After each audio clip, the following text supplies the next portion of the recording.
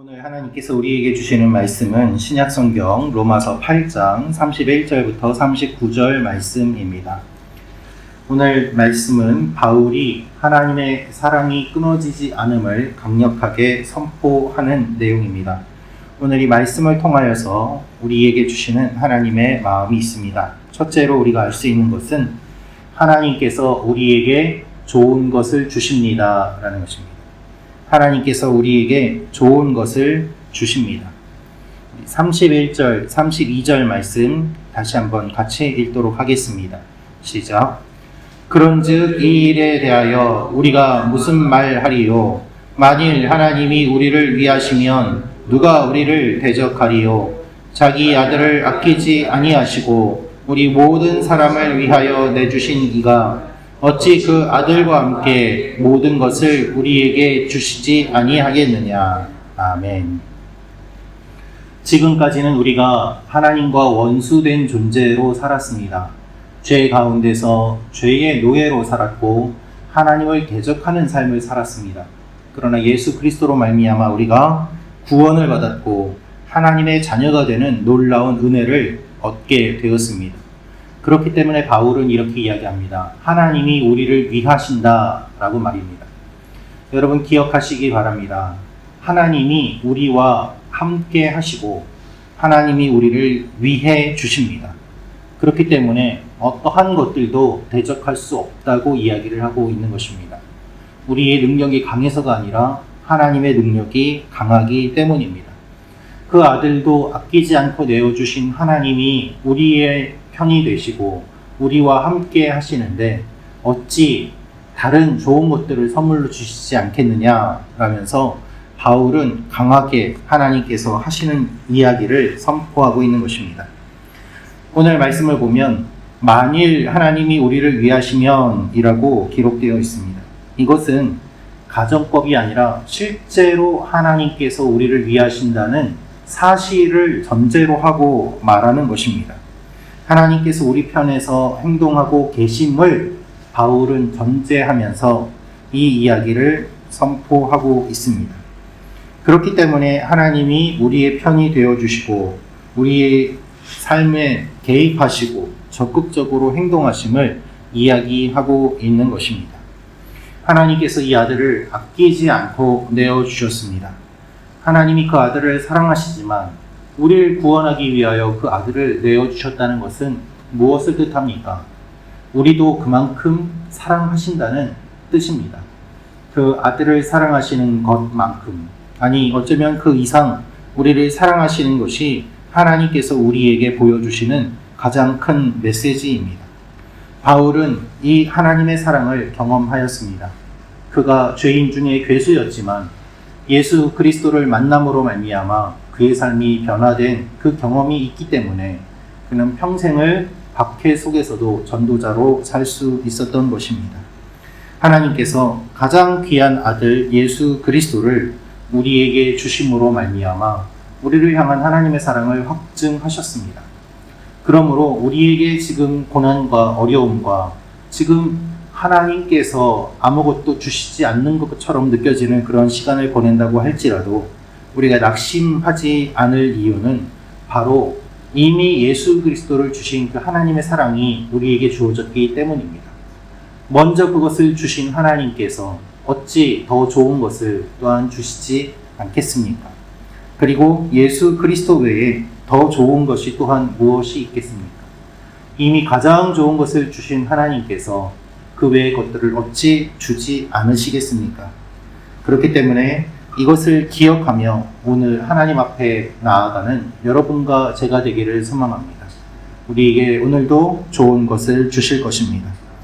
두 번째로 알 수 있는 내용은 하나님의 사랑으로 넉넉히 이깁니다 라는 것입니다.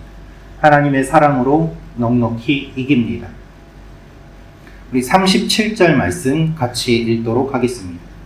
시작. 그러나 이 모든 일에 우리를 사랑하시는 이로 말미암아 우리가 넉넉히 이기느니라. 아멘. 우리를 사랑하시는 이로 말미암아 모든 일에 넉넉히 이긴다라고 말씀하십니다. 본문에서 말하고 있는 이긴다는 말은 그냥 이기는 것이 아니라 압도적인 승리를 뜻합니다. 간신히 이기는 것이 아니라 철저하게 상대방을 무너뜨리고 완전한 승리를 거두는 것을 의미합니다. 성경에서 단 한 번 이곳에서만 사용된 단어를 사용하면서 바울은 이 승리가 얼마나 크고 위대하고 또한 우리에게 독특한 것인지를 말하고 있는 것입니다. 또한 이 말의 뜻을 살펴보면 한 번 이기고 끝나는 것이 아니라 지속적인 상태를 이야기합니다. 마치 상대편이 완전히 쓰러져서 다시는 일어나지 못하도록 계속해서 점령하고 있는 그와 같은 상태를 이야기하면서 우리가 죄에 대하여 이겼고 세상에 대하여 이겼고 하나님께서 이와 같은 승리를 계속해서 주시는 분임을 바울이 선포하고 있는 것입니다. 우리는 죄에 대해서 잠시 이긴 존재가 아닙니다. 우리는 잠깐 구원받은 존재가 아닙니다. 우리는 잠깐 교회에 와서만 승리를 맛보는 존재가 아닙니다. 우리 날마다의 삶 가운데 하나님께서 승리를 주시고 또한 이 승리를 맛보게 하시고 계속해서 이기는 습관이 들도록 이끌어 가시는 분이 우리 하나님이심을 우리가 고백할 필요가 있는 것입니다. 그래서 바울은 우리가 넉넉히 이기느니라 라고 이야기합니다. 우리의 힘으로 사는 것이 아니라 하나님의 힘으로 살아갈 수 있는 그 능력을 주시는 주님이 오늘도 하나님의 은혜로 살아가도록 우리를 불러주십니다. 이 하나님의 승리가 우리에게 있음을 기억하며 나아가는 여러분과 제가 되기를 원합니다. 우리가 넉넉히 이기느니라 이 말씀을 붙잡고 오늘 하루를 살아가기를 소망합니다. 마지막으로 알 수 있는 것은 하나님의 사랑에서 끊을 것이 없습니다. 입니다. 하나님의 사랑에서 끊을 것이 없습니다. 39절 말씀 같이 읽도록 하겠습니다. 시작. 높음이나 깊음이나 다른 어떤 피조물이라도 우리를 우리 주 그리스도 예수 안에 있는 하나님의 사랑에서 끊을 수 없으리라. 아멘. 이 세상의 많은 일들이 하나님과 우리 사이를 방해합니다. 하나님의 사랑을 방해하고 하나님의 승리를 맛보지 못하도록 방해합니다. 그러나 바울은 피조 세계의 그 어떤 것보다 하나님이 우월하심을 이야기합니다. 그래서 어떤 피조물이라도 우리를 우리 주 그리스도 예수 안에 있는 하나님의 사랑에서 끊을 수 없느니라 라고 말을 하고 있습니다. 어떠한 힘도 끊을 만한 그 힘을 가지고 있지 못하다는 것입니다. 바울은 시편 44편 22절을 인용하는데 우리가 종일 주를 위하여 죽임을 당하게 되며 도살당할 양같이 여김을 받았나이다 라는 이 말씀이 이스라엘이 대적의 위험에서 벗어나게 해달라고 하나님 앞에 기도하며 탄원했던 탄원의 시입니다. 이렇게 기도했던 시편의 내용을 인용하면서 고난당하는 신자의 삶을 이 탄원시에 빗대어서 설명을 하는데 하나님께서 반드시 지켜주시고 붙잡아 주시고 이끌어 주셔서 하나님의 사랑에서 끊을 수 있는 것이 아무것도 없음을 선포하고 있습니다.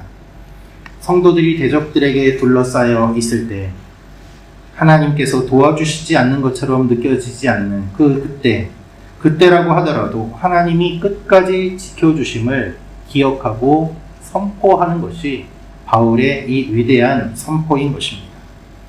사랑하는 성도 여러분, 우리의 삶 가운데 많은 고난이 있고 다양한 유혹이 있습니다. 야고보서 말씀을 보면 이 유혹이 컬러풀, 즉 계속해서 다양하게 찾아오고 또한 파도처럼 끊이지 않고 찾아옴을 이야기하고 있습니다. 이 유혹과 시험을 통하여서 하나님과 우리의 사이를 끊으려고 방해하는 많은 시도들이 있습니다. 그러나 바울은 이렇게 선포합니다. 어떠한 피조물도 하나님의 사랑에서 끊을 수 없다고 말입니다. 이 위대한 하나님의 사랑이 오늘도 우리에게 주어졌음을 기억하며 오늘도 어떠한 상황에서든 하나님의 사랑 안에 거하시는 여러분과 제가 되기를 소망합니다. 기도하겠습니다.